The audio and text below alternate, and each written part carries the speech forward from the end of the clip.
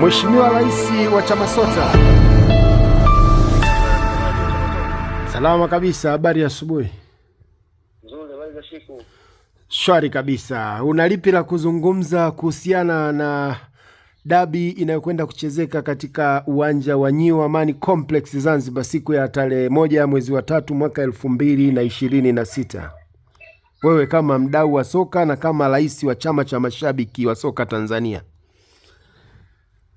Kwanza kama rais wa CHAMASOTA ningependa tu kusisitiza mashabiki wengi wajae kwenye huo mchezo wa kesho ambapo utafanyika kule uwanja wa New Amani Complex. Na kama unafahamu kwamba mchezo huu wa Yanga na Simba ndio kioo cha soka la Tanzania, na ndio naweza tukasema kwamba ni sehemu ya kuitangaza nchi. Kama tunajua kwamba Afrika Mashariki ndio dabi kubwa, hata Afrika sasa hivi katika dabi kati ya pili au ya tatu. Kwa hiyo kwanza kabisa mashabiki tujaze ule uwanja kama tunavyozingatia uwanja wa New Amani Complex, uwanja ambao na mashabiki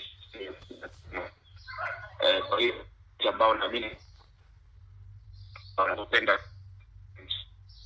mashabiki tutajaza ule uwanja. Lakini la pili ningependa kwamba basi tupate burudani ya sababu tunaamini kabisa Yanga na Simba ni kubwa katika Tanzania, lakini pia ukanda huu wote wa Afrika Mashariki na Afrika kwa ujumla. Kwa hiyo tunategemea burudani ya kutosha, pia kufundi soka lenye viwango kama ilivyokuwa wamesajili wachezaji wazuri. Timu zote mbili ina benchi la ufundi liko sawa sawa, timu zote mbili. Kwa kusema kweli, mimi kwa upande wangu naona mchezo wa kesho utakuwa mchezo mkubwa na mchezo wenye kuleta burudani sisi kwa mashabiki wa soka Tanzania na Afrika Mashariki na Afrika kwa ujumla.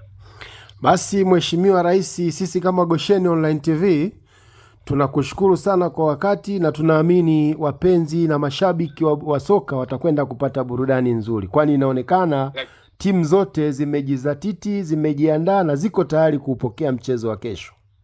Lakini pia na labda kwa kuongezea tutapata ninafurahi kwamba kuna baadhi ya mashabiki wa Afrika Kusini wamekuja kununua jezi huko kwetu Tanzania na tayari wameondoka. Baadhi utaona ni jinsi gani ambavyo mchezo umekuwa mkubwa kwa mashabiki wa soka wanatoka South Africa, lakini katika nchi zingine Rwanda, Burundi wanakuja Tanzania kuchukua jezi na kama nilivyosema ni mchezo mkubwa. Kwa hiyo kila la heri kabisa katika mchezo wa kesho, mashabiki wote, wachezaji na benchi la ufundi. Basi Mheshimiwa Rais, tunakutakia asubuhi njema. Baada ya kumsikia rais wa chama cha mashabiki wa soka, tutakwenda pia kusikia mashabiki wa vilabu vyote viwili. Nazungumza na shabiki kindakindaki wa klabu ya Simba Sports Club Mvimba Classic. Naongea na Abdalla Said Mvimba kutoka Dar es Salaam kwenye tawi la pesa Magomeni. Basi tulikuwa tunahitaji kuzungumzia mchezo wa kesho kuelekea dabi ya Kariakoo, ambapo Young African pamoja na Simba Sports Club watakutana katika uwanja wa New Amani Complex. Ulikuwa una lolote la kuzungumzia mchezo wa kesho, wewe kama shabiki kindakindaki wa klabu ya Simba? Lolote tunalo, sababu hii ni dabi, ni mchezo ambao unachukua hisia za watu. Kikubwa tunataka kutoka miaka ya nyuma waamuzi wafuate sheria, kama mshindi anapatikana kwa haki. Wanajisi tulivyojipanga sisi tunaenda kuchukua ushindi kesho bila presha yote. Lakini kumekuwa na tetesi kwamba Simba Sports Club mnawaogopa watani wenu. Wewe kama shabiki unaizungumziaje hilo? Hizo tetesi nao ni maneno tu, kwa sababu Simba na Yanga wasi wengine ambao tushapenda mpira kwa muda mrefu, tunajua zile ni timu za serikali na matokeo yao ndo wanakuwa. Ndio maana umeona ana miaka hii minne, huyu atakuwa kwenye wakati huu, miaka hii inaokuja huyu atakuwa kwenye wakati huu. Lazima watu wajue.